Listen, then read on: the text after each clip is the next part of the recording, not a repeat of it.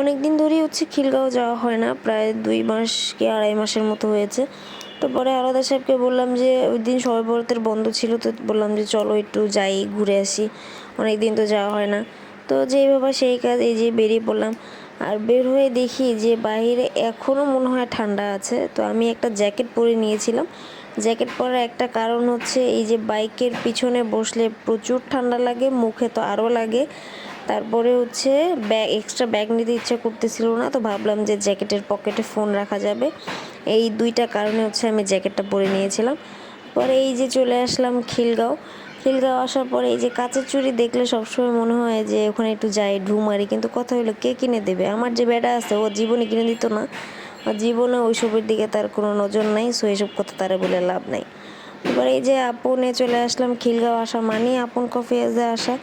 তো এখানে গিয়ে বসলাম। বসার পরে হচ্ছে আলাদা সাহেব জিজ্ঞাসা করছে কী খাবো, তো বললাম যে অ্যাজ ইউজুয়াল আমি যা খাই, কোল্ড কফি।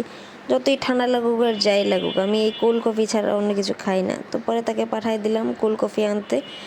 আর আমি এখানে বসে একটু ঢং করতেছিলাম, চারপাশ দেখতেছিলাম। তো পরে এই যে চলে আসলো হচ্ছে আমার কোল্ড কফি। এই 100 টাকার কোল্ড কফি খাওয়ার জন্য আমাদের শরীরের এত তেল যে বাইকের তেল খরচ করে দুনিয়া থেকে একদম সুদূর খিলগাঁও চলে যায় এই কফিটা খাওয়ার জন্য, আর কিচ্ছু না। তো যাই হোক, কফি খাওয়া শেষ, সোনার বাংলাদেশ। তো এই যে আমাদের ঘোরাঘুরিও শেষ। আজকে ভিডিওটাও এখানেই শেষ, নেক্সট কোনো ভিডিওতে দেখা হয়ে যাবে। আল্লাহ হাফেজ।